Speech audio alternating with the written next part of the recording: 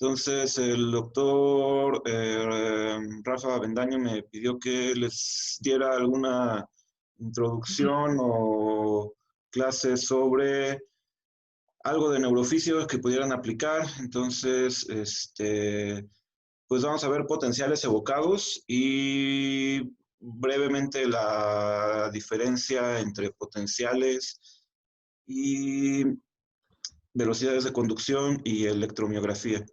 Entonces, les voy a presentar un PowerPoint.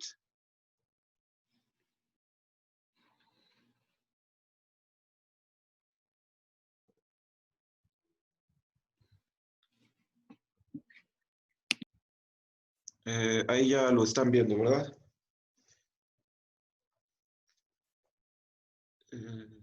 Sí, doctor, ya se ve su pantalla. Entonces,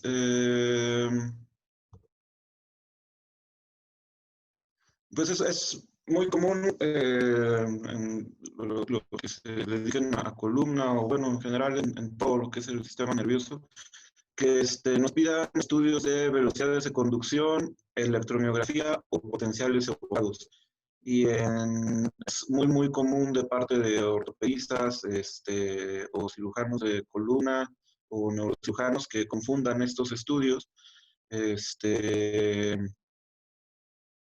para el diagnóstico que ellos requieren, por ejemplo, un atrapamiento nervio mediano, una plexopatía, una radiculopatía, nos pidan un estudio de potenciales evocados cuando se necesita un estudio de conducción nerviosa, o viceversa. Eso pasa muy frecuentemente.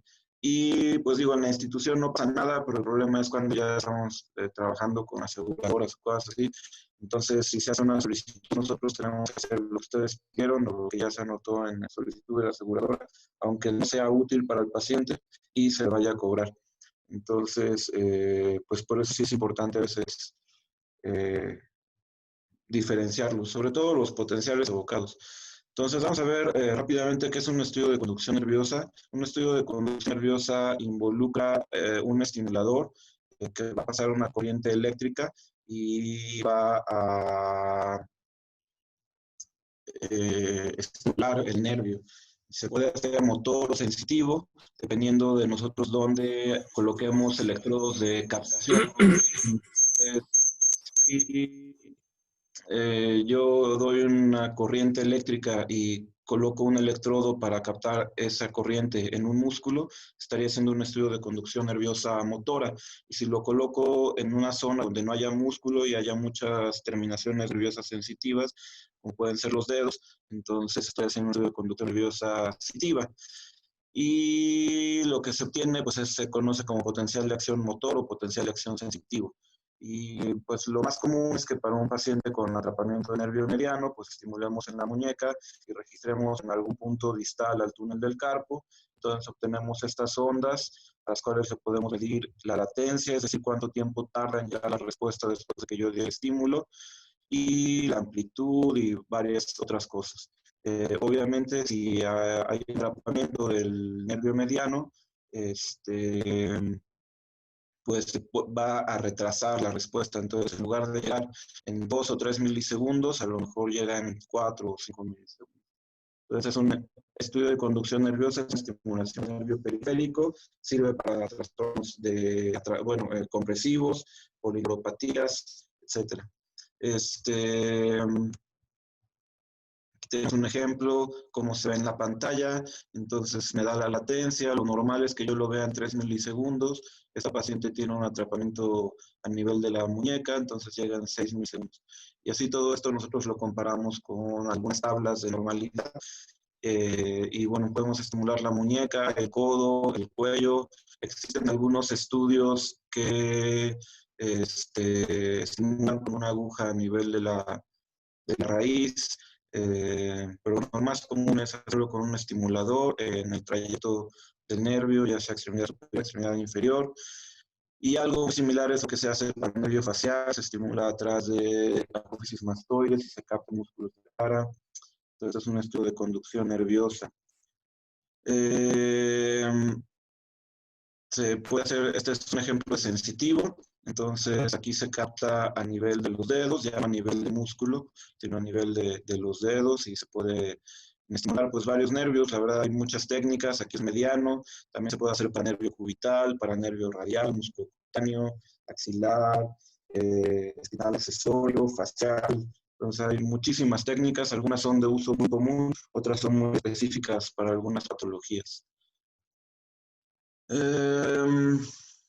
Bueno, podemos diferenciar entre procesos zonales, desmielinizantes, dependiendo de muchas eh, particularidades de cómo se mida o cómo se capte, pero bueno, no vamos a entrar ahorita en estos detalles. Quiero nada más que vean ahora en qué consiste un estudio de electromiografía. En un segundo. Entonces, eso fue estudios de conducción nerviosa.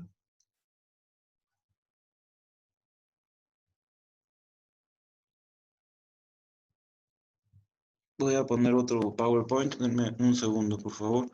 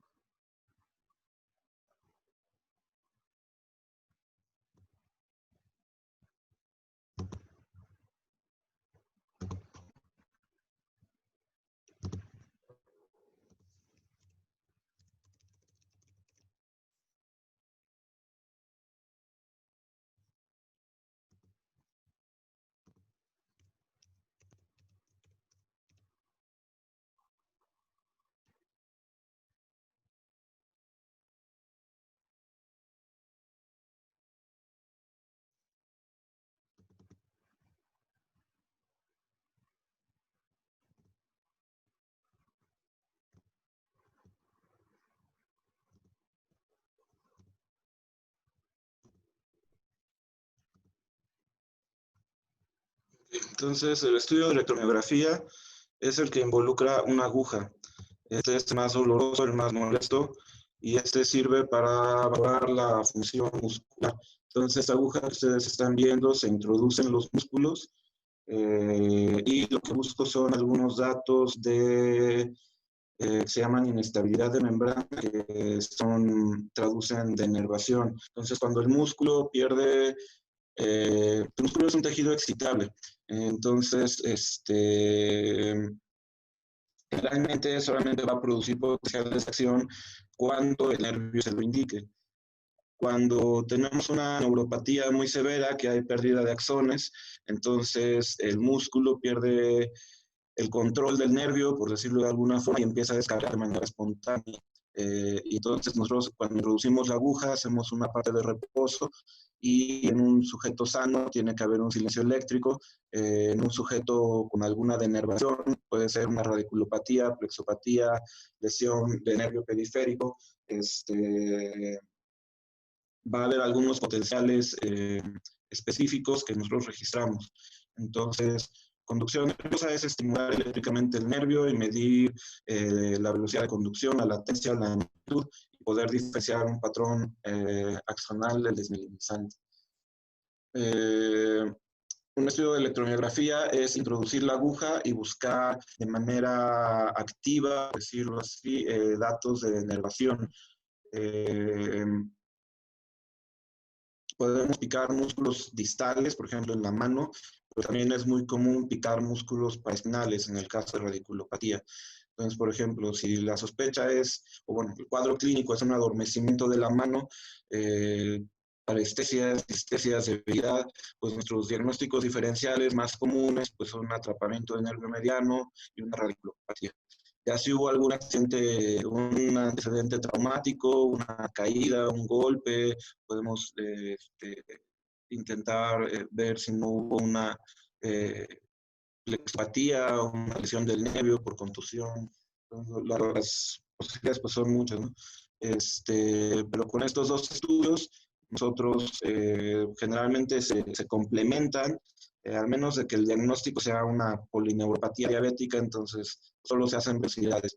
Pero si el cuadro es muy abierto, generalmente hacemos primero un estudio de conducción nerviosa para ver cómo está el nervio y después un estudio de electromiografía para corroborar nuestros hallazgos de la conducción y para poder localizar más precisamente el daño. Entonces, este estudio se solicita principalmente para radiculopatía. Y bueno, ¿qué es lo que se hace? Se introduce la aguja al músculo y buscamos estas ondas de aquí abajo a la izquierda, son ondas positivas, estos son los potenciales que se generan de manera espontánea cuando el músculo pierde la inervación por sus axones. Y en una segunda parte del estudio, le pedimos al paciente que contraiga el músculo y entonces registramos potenciales de acción derivados de la actividad voluntaria muscular y se llama potencial de acción de unidad motora. Entonces se le llama de unidad motora porque para que yo pueda registrar este potencial necesito la integridad de asta anterior, los somas neuronales que se encuentran ahí, de todo lo que es el axón derivado de este soma que va a viajar por la raíz, el plexo, el nervio periférico, la unión neuromuscular y el músculo. Entonces tenemos patrones cuando hacemos electromiografía que nos permiten diferenciar si el problema está en la asta anterior, por ejemplo en una enfermedad de motoneurona, de esclerosis lateral amiotrófica y sus variedades. Y también tenemos patrones en el otro extremo cuando el problema está en el músculo. Entonces un paciente que tiene un síndrome neuromuscular caracterizado por una cuadriparesia, cuadriplegia, evolución de 6 meses, pues, o un año, yo tengo que diferenciar si no es un conducto cervical estrecho, podría ser también una esclerosis lateral amiotrófica, pero el otro cuadro a diferenciar es una miopatía. Yo puedo tener en sujetos mayores de 50 años miopatías adquiridas, como es miopatía por cuerpos de inclusión, algunos tipos de distrofias que manifiestan ya en la tercera, cuarta, quinta década de la vida, no son muy comunes, o miopatías tóxicas por esteroides, por estatinas, etc. Entonces, ante un cuadro neuromuscular, la electromiografía me ayuda a diferenciar entre patrones neuropáticos y patrones miopáticos. Y la electromiografía consiste en introducir y ver la actividad muscular. Entonces aquí es cuando ya está la fase de reposo y la fase de contracción y yo puedo registrar grupos de potenciales y diferenciarlos de acuerdo si los potenciales son grandes o si la activación es interrumpida a pesar de que el paciente está haciendo un esfuerzo máximo o de si el patrón es de potenciales muy pequeños o muy, muy aislados. Entonces esto es lo que se hace en el estudio de electromiografía.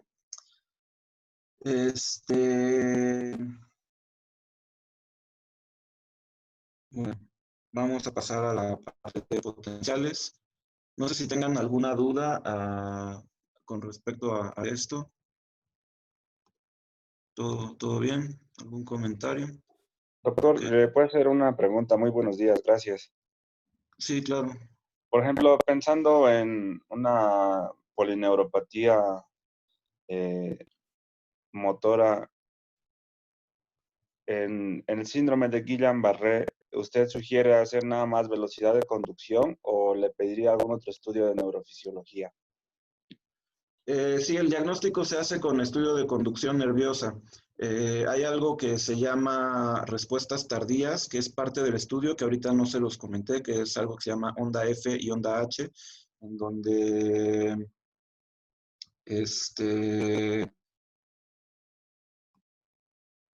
el estímulo, además de viajar hacia a la mano, parte de la electricidad regresa a la médula y se estimulan otro grupo de neuronas y hay una respuesta tardía que tarda casi 3 o 4 veces más de la respuesta normal. Estas respuestas valoran porciones proximales y esas son las primeras que se alteran, las ondas F y las ondas H. Generalmente en un proceso desmielinizante, que es la variedad más conocida de Guillain-Barré, en el que lo que se altera no es el axón, sino la mielina. De los patrones que les presenté, lo que se va a alterar más es la latencia. Entonces yo puedo integrar patrones desmielinizantes o patrones axonales. En un Guillain-Barré clásico se integra un patrón desmielinizante, pero también hay variantes de Guillain-Barré axonales. Entonces, cuando ya estamos seguros que es desmielinizante, solo nos quedamos con las velocidades. Cuando estamos ante un patrón axonal, generalmente sí complementamos con una electromiografía, porque este patrón axonal es el que tenemos más que diferenciar, si no es una miopatía, una AMAN, que es una variante axonal del Guillain-Barré, o una enfermedad de motoneurona. También la clínica nos ayuda mucho. Si estamos ante un cuadro que tuvo una evolución de 3, 4 días, lo más probable es que sea un Guillain-Barré. Pero si estamos ante un cuadro de 4 o 5 meses de evolución, pues sí tenemos que diferenciar estos 3 cuadros que les comenté: una esclerosis lateral amiotrófica, una miopatía adquirida, ya sea tóxica o inmunológica, o un AMAN en su variante de lenta evolución, que es un CIDP, una variante crónica del Guillain-Barré. Entonces, dependiendo del laboratorio de neurofisiología, lo más común es que se hagan las dos. Si tú haces una velocidad de conducción nerviosa y el neurofisiólogo lo considera, puede incluir la electromiografía. Pero el diagnóstico preciso para un Guillain-Barré se hace con velocidades de conducción nerviosa. No sé si respondí tu pregunta. Sí, doctor, muchas gracias. Sí, gracias, Julio. Es una buena pregunta, sobre todo porque les hacen en el examen de consejo preguntas sobre qué indicación tiene, ¿no? O qué se hace en determinado caso. Entonces, en este caso, para un Guillain-Barré, que quede claro, de toda la batería de estudios, ¿cuáles son los que tienen que pedir, Julio? Velocidades de conducción nerviosa y respuestas tardías. Esos son los específicos para Guillain-Barré. Perfecto, Julio. Podemos seguir. Vamos a ver ahora un pequeño video de cómo se hace un estudio de electromiografía muy rápido y ya luego pasamos a potenciales, que también es muy útil porque eso ya valora la porción central específicamente.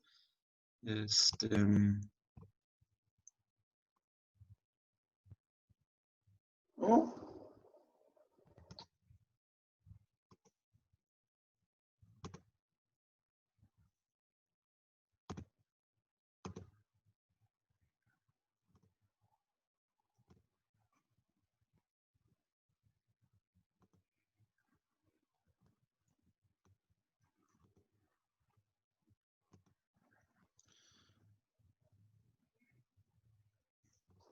Entonces, es un estudio de electromiografía. Sí se ve la pantalla, perdón. Es que luego el video se traba. Ahí la doctora tiene la aguja en la mano, está introduciendo en un músculo. Y entonces primero captamos que sí estemos en el músculo. La doctora va a hacer algunas pruebas para verificar que sí estemos en el músculo. Entonces, la electromiografía traduce la señal eléctrica en una señal visual y auditiva. Ahí estamos viendo la parte de reposo. No hay actividad espontánea, solamente aparece actividad cuando la doctora mueve la aguja.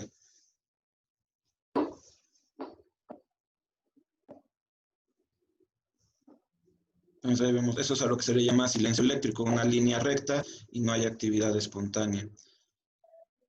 Ahí seguimos. Ahora vamos a pasar a la parte de activación voluntaria. Se le va a pedir al paciente que mueva el músculo.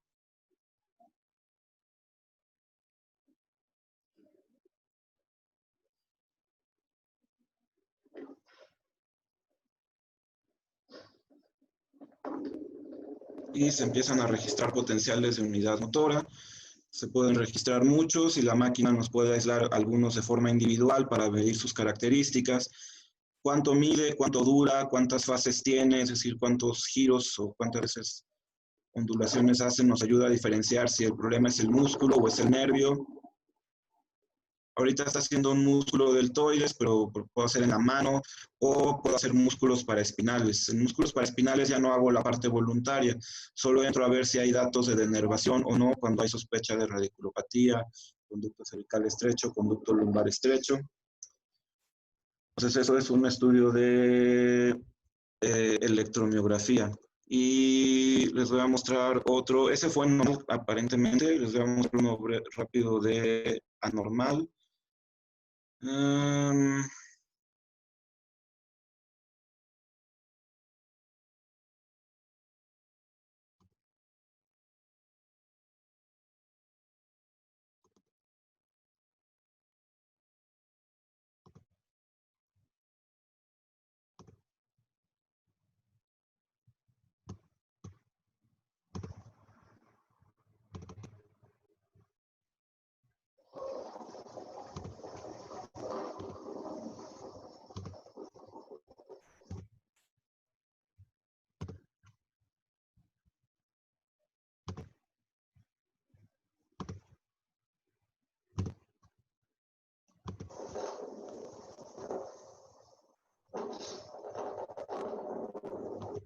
Entonces, esta es la parte de reposo, totalmente diferente al otro paciente. Vemos esta actividad que aparece, que se llaman ondas positivas, que nos traducen que el músculo está denervado. Se le llama también inestabilidad de membrana porque hay algunas enfermedades inflamatorias del músculo que pueden también causarlo. Pero lo más común es que estos datos se presenten en un proceso de denervación activa, reciente, es decir, que hay pérdida reciente de axones que por lo menos sucedió en los últimos 6 meses. Entonces, hay algunas confusiones cuando se hace un estudio de electromiografía para una radiculopatía, por ejemplo. Entonces, la radiculopatía pues, es un proceso compresivo que pudo haber iniciado hace 3 años, 6 años. Entonces, yo le hago un estudio de electromiografía y encuentro estas ondas positivas. Y yo lo puedo dar como una radiculopatía aguda, pero luego el tratante lo lee y me dice, oye, pero el paciente tiene 6 meses con la clínica, ¿por qué lo dices como agudo? O sea, lo que yo me refiero más que agudo es como activo, es decir, que hay todavía un proceso de pérdida de axones que sigue avanzando. Aunque la clínica haya empezado hace 6 años, pues el proceso es muy lento. En cambio, hay otros casos que pueden suceder, bueno, a lo mejor no los confundo más. Vamos a ver el video.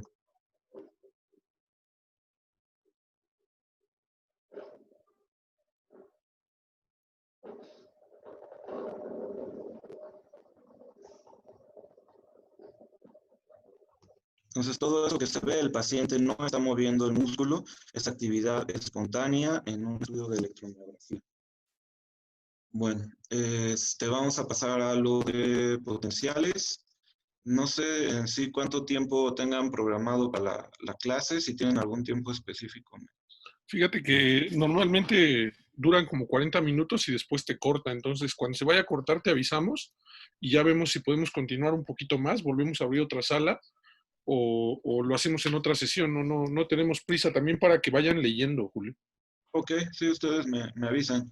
Sí. Lo que nosotros hacemos a veces es entrar a la misma sesión y te da una segunda oportunidad, por decirlo así, si gustan, sin necesidad de abrir otro. Pero bueno, A ver, ahorita vamos a pasar a...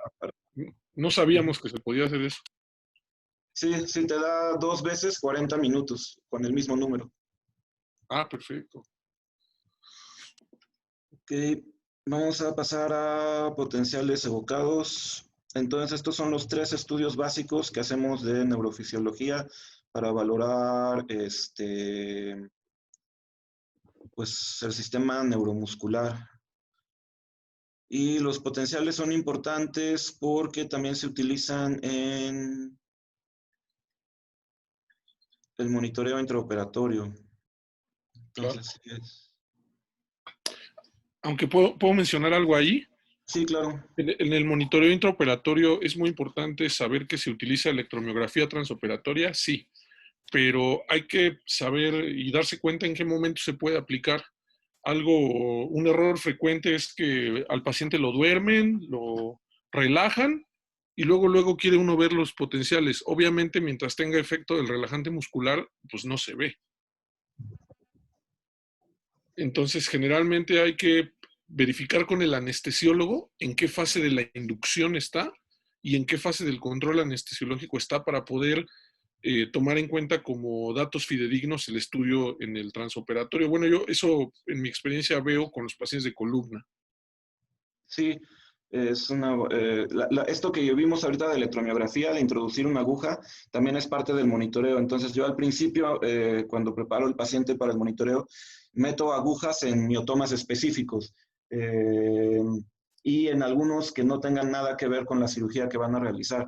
Y entonces hay algo que se llama electromiografía continua. Yo pongo una pantalla en la que estoy viendo de manera continua cómo se está registrando el ¿no? La que músculo.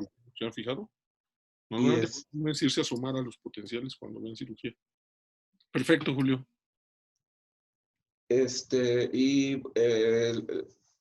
Si ustedes, por ejemplo, tocan la raíz cuando están operando, esta electromiografía continua va a registrar un potencial del miotoma. Pero sí, si bloquearon neuromuscularmente al paciente, pues no voy a ver nada. Entonces, es importante ahí la comunicación con el anestesiólogo, porque sí me ha tocado muchas veces que los bloquean dosis altas y no, pues no me sirve ya de nada esa parte. Pero bueno, hay otras áreas del monitoreo aparte de la electromiografía, pero sí esa es la más importante. Bueno, de las más importantes, todo es importante, pero también esa es la que cuando simula el tornillo, lo que yo estoy registrando es la electromiografía del músculo. O tengo una aguja dentro del músculo y voy a ver cómo responde este músculo a la estimulación del tornillo.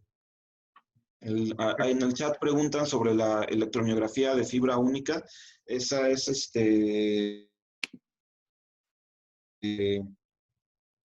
es un tipo especial de aguja, o sea, el procedimiento es el mismo, pero está indicada para miastenia gravis, principalmente, es para el diagnóstico que se utiliza la electromiografía de fibra única. Entonces ahí lo que yo voy a ver es la sincronización de estos potenciales de unidad motora. Es algo muy específico y muy caro, porque se miden unidades muy pequeñas de microsegundos. Entonces, en un paciente con miastenia gravis, estos potenciales de acción que les mencionaba se activan de manera asincrónica. Y la verdad es que se utiliza ya muy poco la de fibra única, porque es muy cara la aguja y el procedimiento es muy tedioso. Ya se utilizan otros tipos de aguja más pequeños, que se llaman más económicos, que se llaman concéntricas.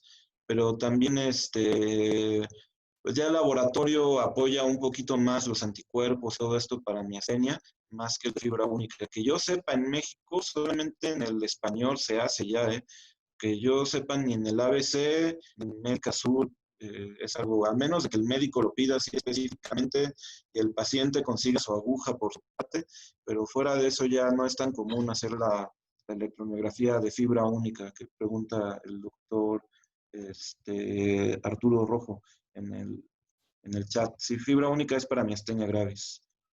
Listo, Julio. Vamos a pasar a ver lo de potenciales. Entonces, bueno, ¿qué son los potenciales evocados? Es dar una serie de cambios eléctricos que pueden ocurrir en el sistema nervioso periférico y registrar la respuesta cortical a este estímulo.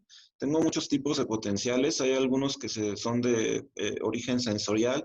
Por ejemplo, aquí estoy haciendo algo que se llama potenciales visuales. El estímulo es un cambio en este patrón de cuadritos que está en la pantalla. Eso va a estimular la vía visual y yo coloco un electrodo de captación en la corteza occipital, bueno, en el cráneo, la zona occipital,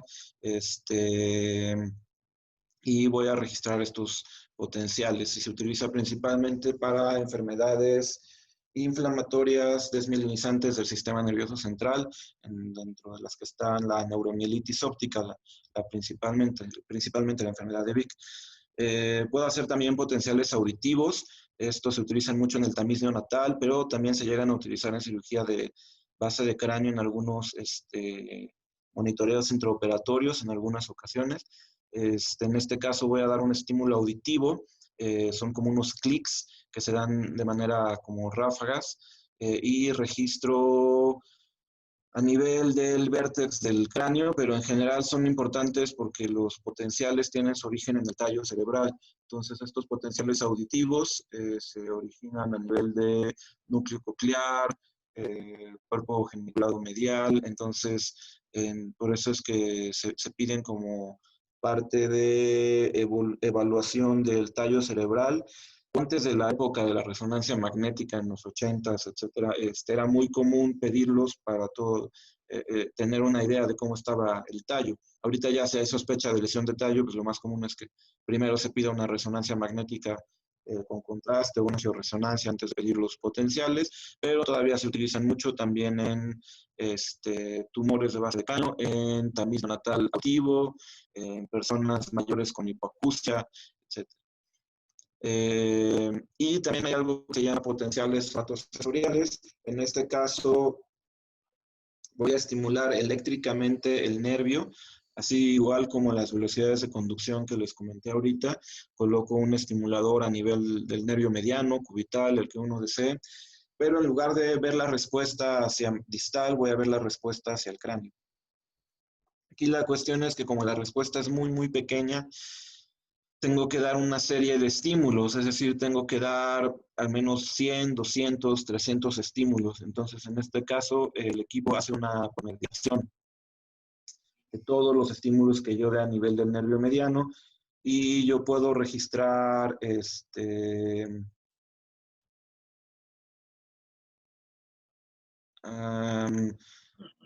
relevos. Entonces yo estimulo el nervio mediano y puedo colocar otro electrodo de captación en el punto de ERF, que a nivel de entre clavícula y esternocleidomastoideo, y ahí voy a captar la respuesta del plexo braquial. Después puedo captar a nivel de columna cervical y después ya en el cráneo, en la distribución somatópica de la mano. Este es el punto C3 y C4, que es un punto intermedio entre el vértice y el trago de la oreja. Y entonces puedo ver... creo que en 2 minutos se va a detener. Ahorita volvemos a entrar. Sí, si quieren, entonces intentamos intentar con el mismo número, ¿sí está bien? Sí. Ok.